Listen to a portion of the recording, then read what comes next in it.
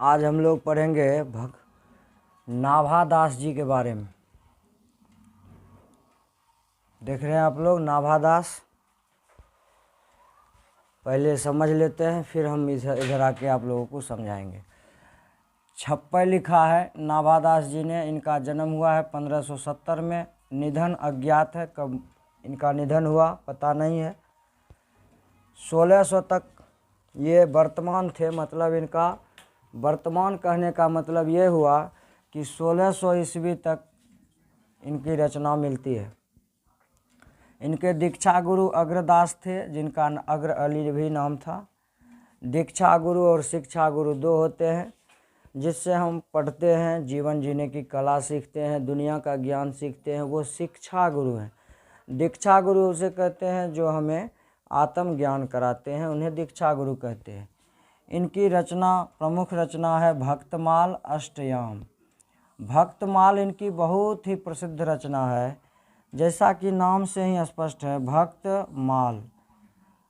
उस समय के जितने भी भक्त हुए थे उन सबों का इन्होंने जीवन चरित्र इन्होंने अपने इस मतलब पुस्तक में लिखा था, ग्रंथ में लिखा था। इसी भक्तमाल से दो कवि का वर्णन यहाँ पर हम लोग पढ़ेंगे, एक सूरदास का, एक कबीरदास का। इन दोनों का कविता हम लोग पढ़ेंगे छप्पय में। छप्पय कहते हैं 6 लाइन के। सीधा सीधी अर्थ में समझेंगे ऐसे छप्पय का अर्थ होता है, उसमें लघु और गुरु को जोड़ करके तब छप्पय, दोहार, रोला, सोरठा आदि का विभेद होता है। लेकिन छप्पय हम सीधे भाषा में समझेंगे, जिसमें 6 लाइन हो उसको हम छप्पय कहेंगे। 2 लाइन के दोहा होते हैं, 4 लाइन का चौपाई होता है। तो ये 6 लाइन का है, इसलिए इसका नाम छप्पय है। और नाभादास अधिकांशतः छप्पय ही लिखते थे। और इन्होंने जो हम लोगों को पढ़ना है, इस पाठ में नाभादास जी द्वारा लिखी गई ये जो कविता हम लोग यहाँ पे देख रहे हैं, यह छप्पय में लिखा है। और एक कबीरदास के बारे में इन्होंने लिखा है और दूसरा सूरदास जी के बारे में इन्होंने लिखा। क्या लिखा ये हम लोग पढ़ेंगे। फिर से हम एक बार दोहरा देते हैं। ऑब्जेक्टिव आ सकता है, इनका जन्म कब हुआ? 1570 में। इनका निधन अज्ञात है, पता नहीं। 1600 तक ये इनकी रचनाएं मिलती हैं। दीक्षा गुरु इनके अग्रदास थे, अग्र अली भी नाम है इनका। इनकी रचना प्रसिद्ध है भक्तमाल अष्टयाम। भक्तमाल क्या है? तो भक्तों का चरित्र बताया है भक्तमाल में। अब चलते हैं हम लोग कबीर के बारे में, जो कि इनका पहला छप्पय है। आइए हम कबीरदास जी के बारे में देखते हैं। भगति विमुख जे धर्म सो, सब अधर्म करी गाये। भक्ति मतलब इसी को पढ़ाना है। कौन? ये लाइन के इधर नहीं दिख रहा है? अच्छा देखो इधर से। भक्ति विमुख जे धर्म सो, यहाँ पे नाभादास जी कहते हैं कि भक्ति से जो विमुख है, जे धर्म सो, और धर्म से भी वो विमुख हैं, सब अधर्म करी गाये। वो जो भी करेगा सब अधर्म ही होगा। आप सोचिए, जो भक्ति से विमुख है उसको परमार्थ, दया, सहिष्णुता का भाव उसमें आ नहीं सकता है। भक्त कहीं न कहीं वह भक्ति से जुड़ा है, तो उसके हृदय में जरा भी कभी न कभी, चाहे वो कितना ही कठोर आदमी क्यों न हो, उसके मन में ज़रूर है कि जरा सा दया उत्पन्न हो जाएगा। और वह कुछ भी करेगा तो उसको ख्याल होगा कि हम भक्त हैं, हमको यह काम करना शोभा नहीं देता है। इसलिए नाभादास जी ने कबीर साहब के बारे में कहा कि भक्ति विमुख जे धर्म सो, सब अधर्म करी गाये। कबीर साहब ने स्पष्ट कहा कि जो भक्ति से विमुख है और जो धर्म से विमुख है, वह जो भी करेगा सब अधर्म ही होगा। वह सभी अधर्म ही करते हैं, उनसे धर्म नहीं होता है। वो सोचते हैं कि हम धर्म का काम करें, लेकिन वह अधर्म ही होता है। योग यज्ञ व्रत दान भजन बिनु तुच्छ दिखाए। कबीरदास ने कहा कि अगर आप योग नहीं करते हैं, यज्ञ करते हैं, व्रत करते हैं, दान करते हैं, भजन करते हैं, इन सब के बिना तुच्छ दिखाए, ये सभी तुच्छ हैं। क्या है? तुच्छ। तुच्छ माने बेकार, किसी चीज़ का नहीं है। कब? कबीरदास ने क्या कहा है, इसको ध्यान से समझना चाहिए। लेकिन हम लोग करते क्या है, 2 लाइन पढ़ लेते हैं, कबीर साहब को गलत कर देते हैं। 2 लाइन पढ़ लेते हैं, बस कबीर साहब के उल्टे पुल्टे बात दूसरे को समझाने लगते हैं।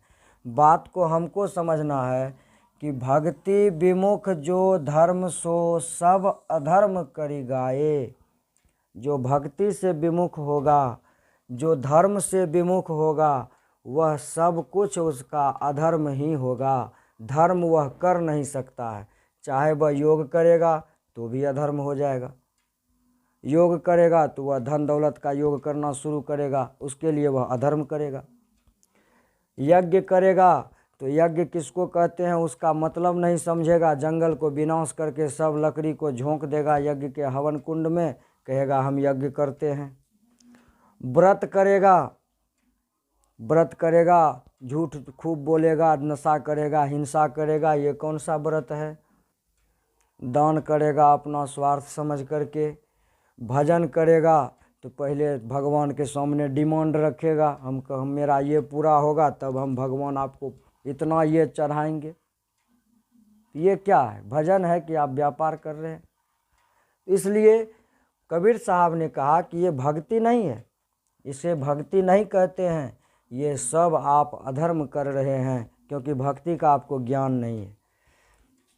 ये सभी तुच्छ है, ये सभी तुच्छ है। लेकिन हम लोग सिर्फ दिखावा वाला भक्ति करते हैं, अंदर की भक्ति नहीं करते। संत मत में कहा गया है आंतरिक भक्ति और बाह्य भक्ति। बाह्य भक्ति खूब करते हैं, खूब दिखाते हैं, हम खूब इतना पूजा पाठ ये कर रहे हैं, तिलक लगा रहे हैं, चंदन लगा रहे हैं, लेकिन भीतर का भक्ति कुछ कहीं नहीं। तो अगर भीतरी भक्ति नहीं हुआ तो ये सब कुछ दिखावा है, बेकार है, इससे कोई लाभ मिलने वाला नहीं। सिर्फ आत्मिक संतुष्टि होगी लेकिन लाभ नहीं मिलेगा। लाभ के लिए आंतरिक भक्ति जरूरी है। आगे लिखते हैं हिंदू तुरक, हिंदू मना हिंदू, तुरक मना मुसलमान। कबीर साहब ने किसी को नहीं छोड़ा है। हिंदू को जो कहा सो कहा, मुसलमान को भी नहीं छोड़ा है। मुसलमान, हिंदू तुरक प्रमाण, रामायणी शब्दी साखी। कबीर साहब का सबसे प्रसिद्ध ग्रंथ है बीजक। बीजक 3 भागों में बटा है, शब्दी, साखी और रामायणी में। अगर हिंदू को विश्वास नहीं है, मुसलमान को विश्वास नहीं है, तो वह जाकर के कबीर साहब के ग्रंथ में पढ़े, उन्होंने क्या कहा है। वह प्रमाण है, साक्षी है। साक्षी माने गवाही दे रहा है। पक्षपात नहीं वचन सब ही के हित की भाषा। कबीर साहब ने किसी का पक्षपात नहीं किया। अगर माना जाए तो कबीर हिंदू थे,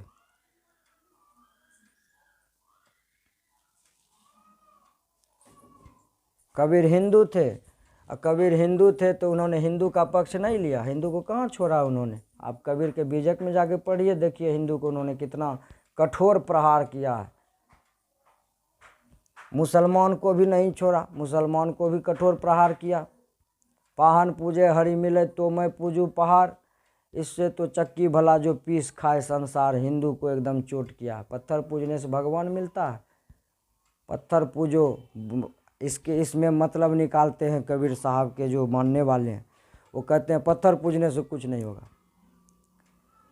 पत्थर पूजो मना नहीं करते हैं, लेकिन भक्ति के सही अर्थ को जानो।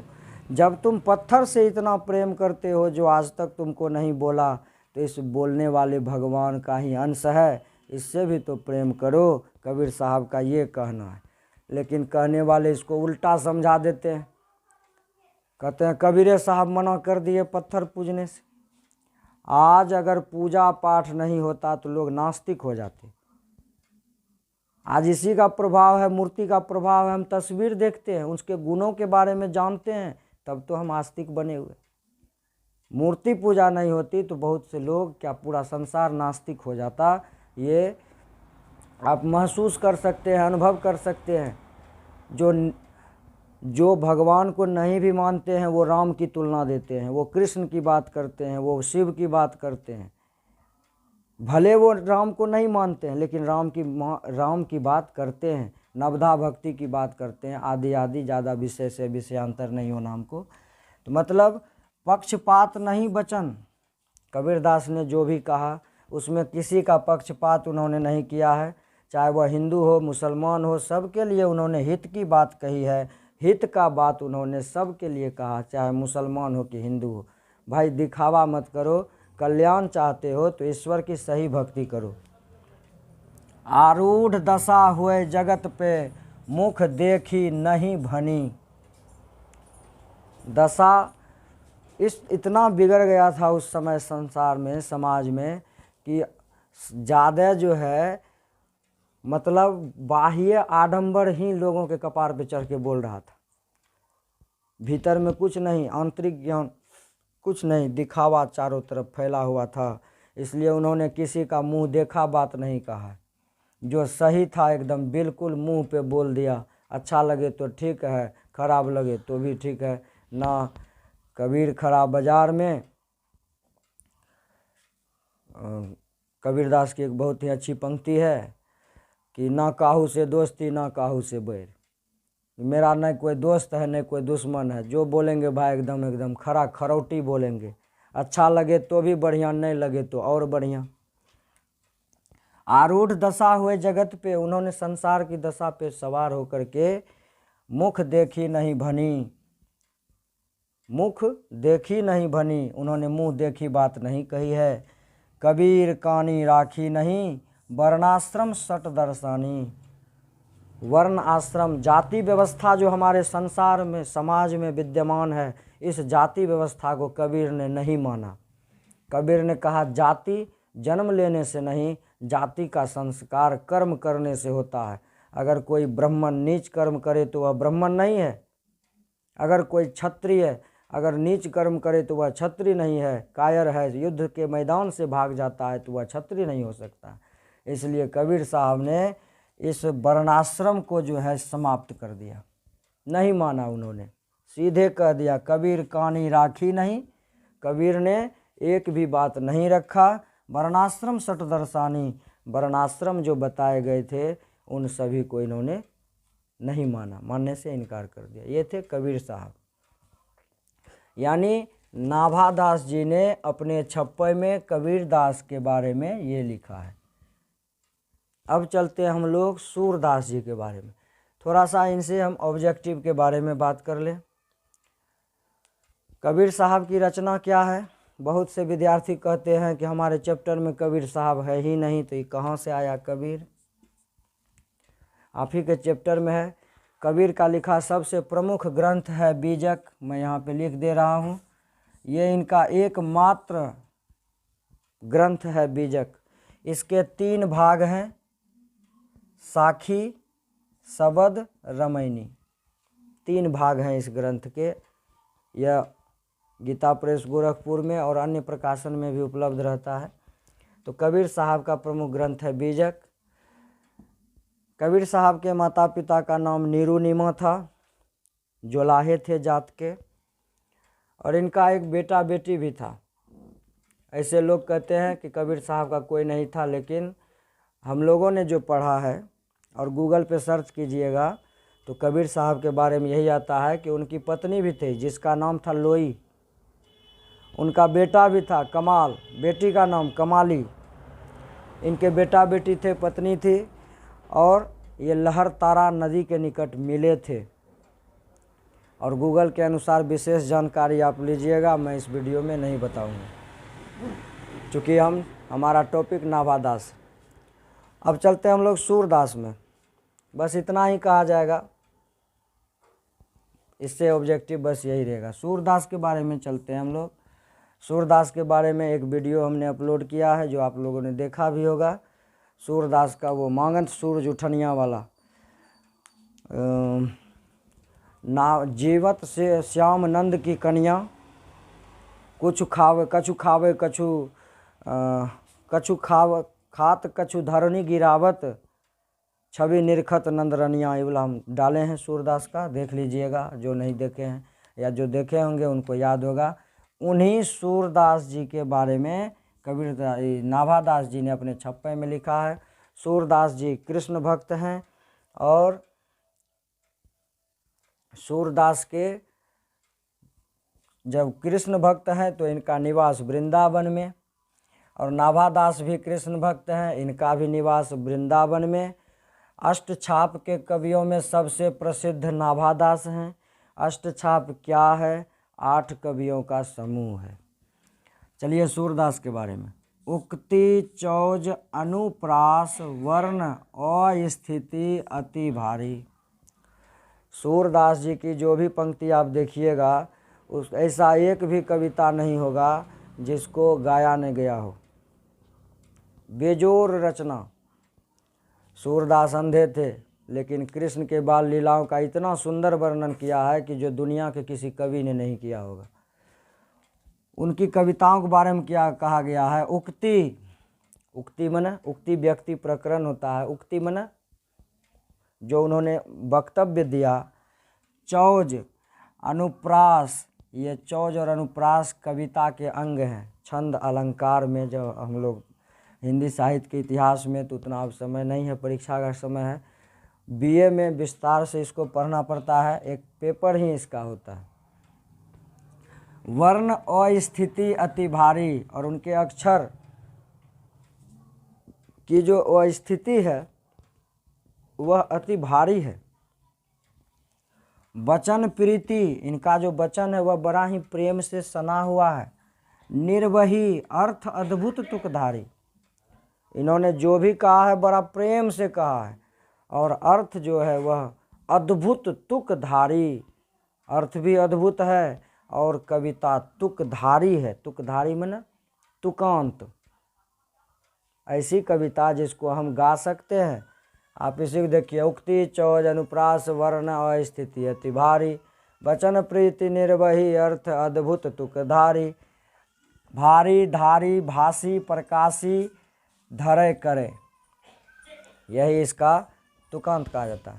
प्रतिबिंबित दिव्य दृष्टि हृदय हरि लीला भासी, इनका जो वचन है यह प्रेम से सना हुआ है, अर्थ बड़ा ही अद्भुत है और तुकधारी है। प्रतिबिंबित दिव्य दृष्टि मतलब इनका जो इन्होंने जो भी प्रतिबिंबित किया है अपने हृदय में हरि की लीला का आभास करके उनका प्रतिबिंब दिखाया है अपनी कविता में। कौन? सूरदास जी। चूँकि अंधे थे, उन्होंने देखा नहीं था कुछ, फिर भी अपने हृदय में प्रभु की लीला का अनुमान करके, अपने हृदय में प्रभु की लीला का आभास करके इन्होंने प्रतिबिंबित दिव्य दृष्टि, अपने दिव्य दृष्टि से उसका प्रतिबिंब अपने कविता में लिखा है, और तब जा कर के ऐसी कविता दुनिया में नहीं है। अब याद के मतलब अनुमान लगाइए कि अगर सूरदास जी को आँख रहता तो क्या होता। जन्म कर्म गुण रूप सब ही रसना प्रकाशी। कबीर सूरदास जी का आप जो भी काव्य पढ़िएगा उसमें जन्म का बेजोर वर्णन, सूरदास जी का, उसमें कर्म का बेजोर वर्णन, एक एक गुण का वर्णन, कृष्ण के रूप का बेजोर वर्णन, सब ही रसना प्रकाशी, और जितने भी रूप रस गंध स्पर्श हैं सब का बेजोर वर्णन इन्होंने किया है, बहुत अच्छे तरह से प्रकाशित किया है। विमल बुद्धि हो तासु की, उसकी विमल बुद्धि होगी जो यह गुण श्रवणनी धरे। जो सूरदास जी के इस गुण को धारण करेगा उसकी बुद्धि विमल हो जाएगी। विमल माने शुद्ध हो जाएगी, तासु माने उसकी। सूर कवित सुनी कौन कवि, नाभादास जी कह रहे हैं सूरदास की विशेषता कि सूरदास की कविता को पढ़ने के बाद दुनिया का कौन ऐसा कवि होगा जो नहीं सिर चालन करे। सूरदास की कविता पढ़ने में कवि आनंद विभोर हो जाते हैं। जब कवि आनंद विभोर हो जाते हैं तो सामान्य लोगों की बात ही क्या है। फिर मैं एक बार कह रहा हूँ, उक्ति चौज अनुप्रास वर्ण अस्थिति अति भारी। सूरदास जी की कविता में उक्ति, चौज और अनुप्रास, वर्ण, इनकी जो स्थिति है यह बहुत ही भारी है। इनकी वचन प्रेम से सने हुए हैं, अर्थ अद्भुत है और तुकधारी है। प्रतिबिंबित दिव्य दृष्टि, अपनी दिव्य दृष्टि से हृदय में हरि की लीला का आभास करके इन्होंने कविता में प्रतिबिंबित किया है।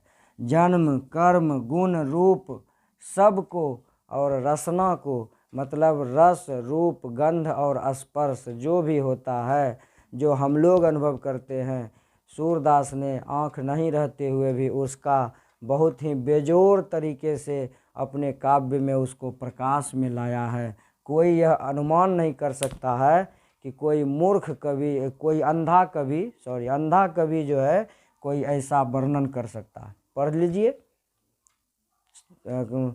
वही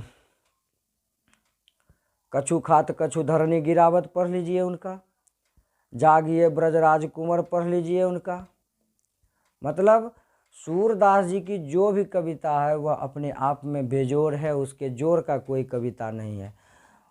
विमल होगी उसकी बुद्धि जो यह गुण को श्रवण करेगा, और सूर कवित को सुन करके, सूरदास की कविता को सुन करके दुनिया में ऐसा कोई कवि नहीं होगा, शायद ही कोई ऐसा कवि होगा जो सिर चालन नहीं करेगा। क्योंकि उसके कविता का यह गुण ही है कि जो भी उनकी कविता सुनते हैं वो सिर हिलाने लगते हैं। तो आज की यह जो हमारा क्लास है छप्पय नाभादास का लिखा हुआ, इसमें कबीर और सूरदास जी के बारे में कहा गया है। तो हम इसमें ऑब्जेक्टिव पूछ सकता है कि नाभादास द्वारा रचित छप्पय में किन किन कवियों का वर्णन है। तो सूरदास और कबीरदास और सूरदास, ए बी रहेगा। और दूसरा ऑप्शन हो सकता है दे दे ए बी दोनों, और डी में दे दे कोई नहीं। तो आप लोग लिख दीजिएगा कबीरदास सूरदास दोनों का वर्णन है। क्या वर्णन है हमने अभी आप देखा। अब आप यहीं पर हमारा जो आज का ये क्लास है ये विश्राम होता है। आप लोगों को कैसा लगा यह वीडियो बताइएगा। आप हर वीडियो में लाइक कमेंट्स करने के लिए हम कहने वाले नहीं हैं।